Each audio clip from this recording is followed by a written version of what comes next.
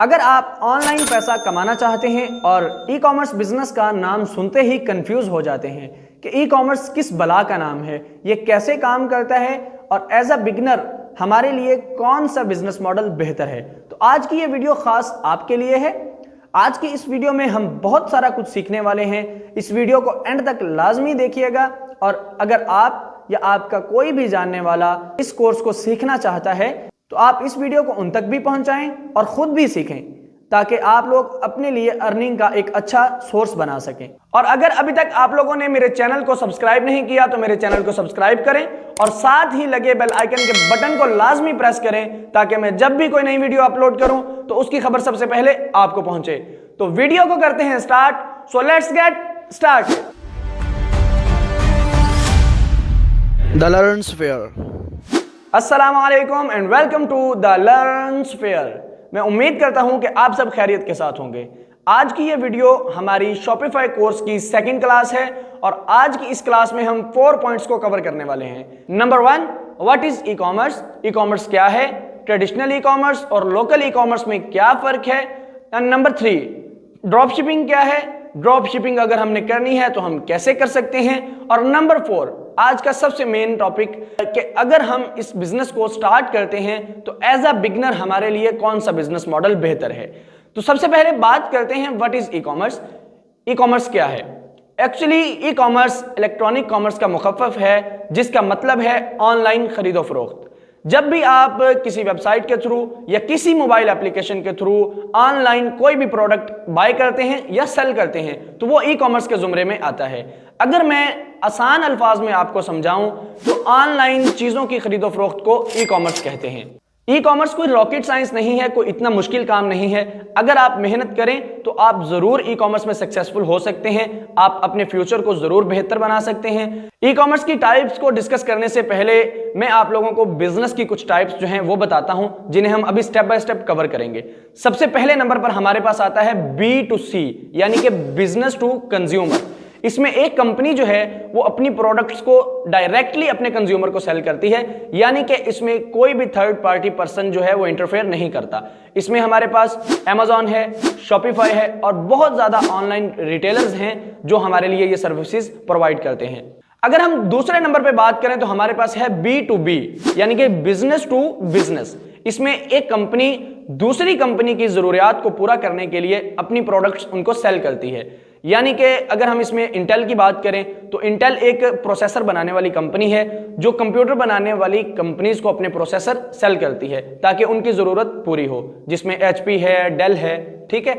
अगर हम तीसरे नंबर पे बात करें तो हमारे पास आता है C2C यानी कि कंज्यूमर टू कंज्यूमर। इसमें एक आम आदमी अपनी प्रोडक्ट्स किसी दूसरे आम आदमी को सेल करता है, जिसमें हमारे पास eBay है, OLX है या फेसबुक मार्केट प्लेस है।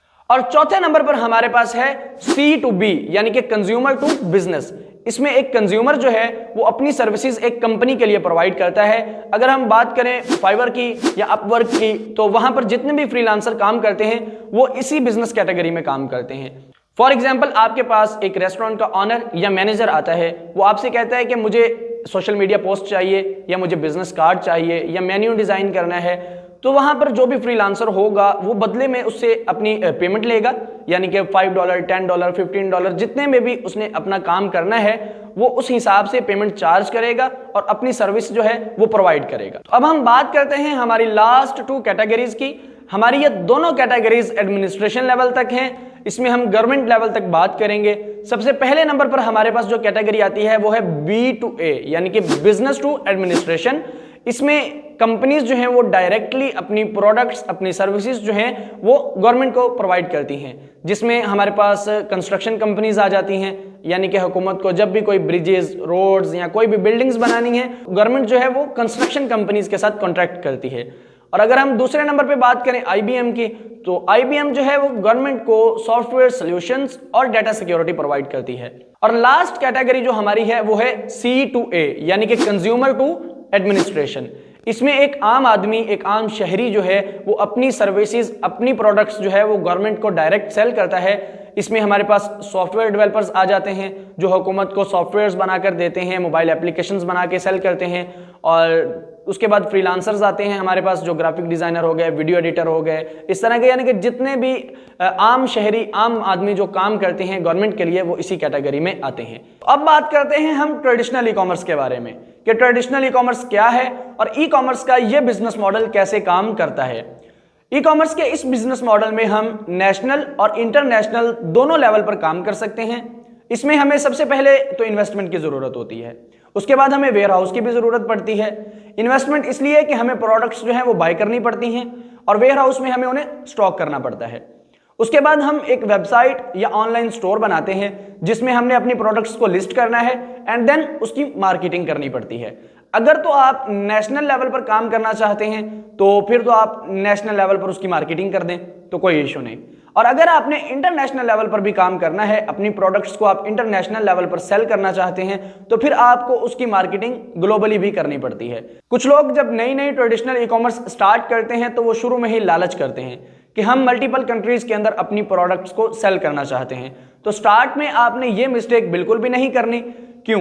क्योंकि पहले नंबर पर हमारे पास इतनी इन्वेस्टमेंट नहीं होती कि हम मल्टीपल कंट्रीज के अंदर अपनी प्रोडक्ट्स को सेल कर सकें।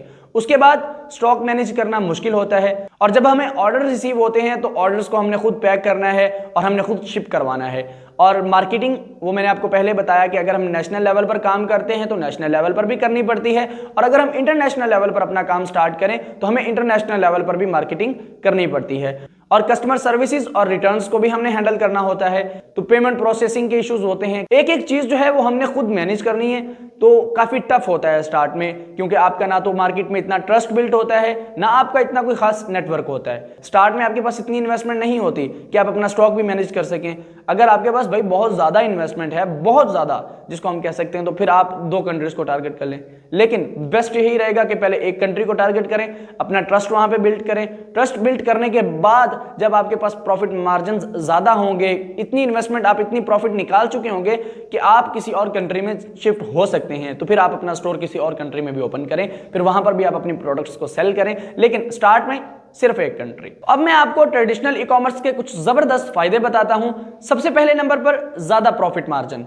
ट्रेडिशनल ई कॉमर्स में हमें ज्यादा प्रॉफिट मार्जिन मिलते हैं। वो इस तरह कि हर एक चीज को हम खुद मैनेज करते हैं, हम अपनी मर्जी के साथ अपने प्रॉफिट मार्जिन को सेट करके अपनी प्रोडक्ट्स को सेल कर सकते हैं। और दूसरे नंबर पर हम अपनी प्रोडक्ट्स को अगर एज अ ब्रांड बनाना चाहें तो हम इजीली इसको ब्रांड में कन्वर्ट कर सकते हैं।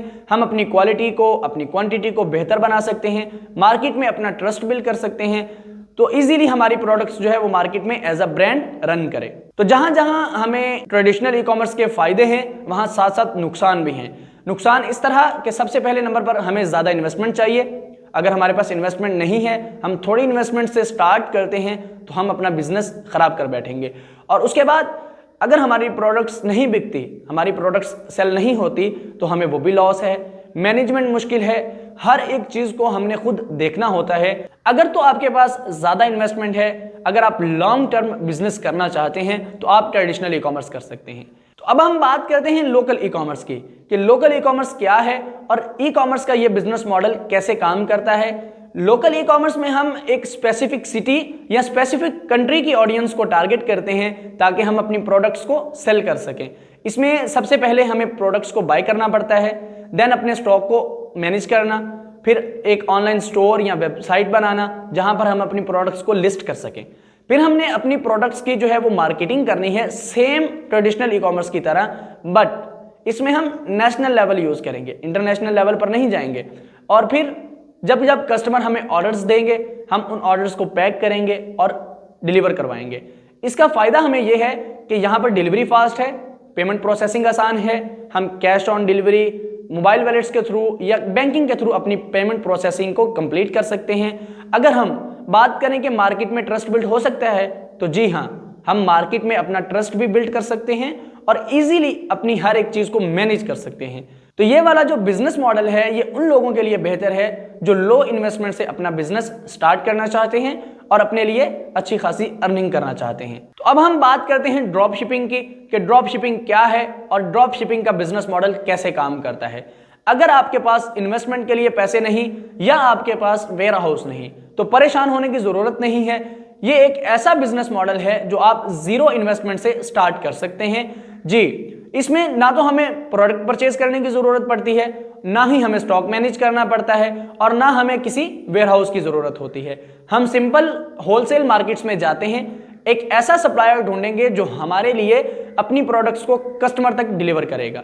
इसमें सिंपल हम होलसेल मार्केट्स में जाते हैं और प्रोडक्ट रिसर्च करते हैं और जो भी प्रोडक्ट हमें अच्छी लगती है हम उस प्रोडक्ट को अपने स्टोर में जो है लिस्ट करते हैं और हम सप्लायर के साथ कांटेक्ट करते हैं कि यार ये वाली जो प्रोडक्ट है मैंने अपने स्टोर में लिस्ट की है और मैं इसको सेल करना चाहता हूं। जब भी मेरे पास ऑर्डर आएगा आप इस प्रोडक्ट को मेरे कस्टमर तक पहुंचा दीजिए। तो सेम ऐसा ही होता है, जब कस्टमर आपको ऑर्डर करता है आप उस ऑर्डर को सप्लायर तक पहुंचाते हैं, सप्लायर डायरेक्ट प्रोडक्ट जो है वो पैक करता है और आपके कस्टमर तक पहुंचा देता है। तो अब बात करते हैं हमारे लास्ट टॉपिक के बारे में कि कौन सा बिजनेस मॉडल हमारे लिए बेहतर है। अगर तो आपके पास ज्यादा इन्वेस्टमेंट है, अगर आप लॉन्ग टर्म बिजनेस करना चाहते हैं तो आप ट्रेडिशनल ई कॉमर्स कर सकते हैं। अगर आपके पास लो इन्वेस्टमेंट है, इतनी ज्यादा इन्वेस्टमेंट नहीं कि आप इंटरनेशनली अपनी प्रोडक्ट्स को सेल कर सकें, तो आप लोकल ई कॉमर्स कर सकते हैं। और अगर आप बिगनर हैं, एक्सपीरियंस हासिल करना चाहते हैं और आपके पास इन्वेस्टमेंट भी नहीं है तो आप ड्रॉप शिपिंग कर सकते हैं। As a beginner drop shipping का बिजनेस मॉडल इसलिए बेहतर है क्योंकि ना तो इसमें हमें किसी किस्म की कोई इन्वेस्टमेंट की जरूरत है, ना हमें प्रोडक्ट बाय करनी पड़ती है, ना हमें स्टॉक को मैनेज करना पड़ता है, ना ही कोई वेयरहाउस लेना पड़ता है। इसमें सिंपल हम होलसेल मार्केट्स में जाते हैं, सप्लायर्स के साथ कॉन्टैक्ट करते हैं और वही सप्लायर हमारे लिए प्रोडक्ट्स को कस्टमर तक डिलीवर करते हैं। ना हमें इसमें किसी किस्म की कोई शिपिंग के चार्जेस पड़ते हैं, कोई ऐसा वैसा सीन ही नहीं है।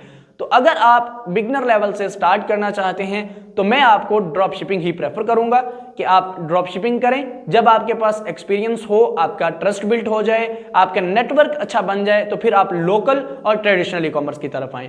उम्मीद करता हूं कि आज की यह वीडियो आपको पसंद आई होगी। वीडियो अच्छी लगी है तो वीडियो को लाइक करें, शेयर करें और चैनल को सब्सक्राइब करें। इंशाल्लाह मिलते हैं नेक्स्ट वीडियो में, तब तक के लिए अल्लाह हाफिज।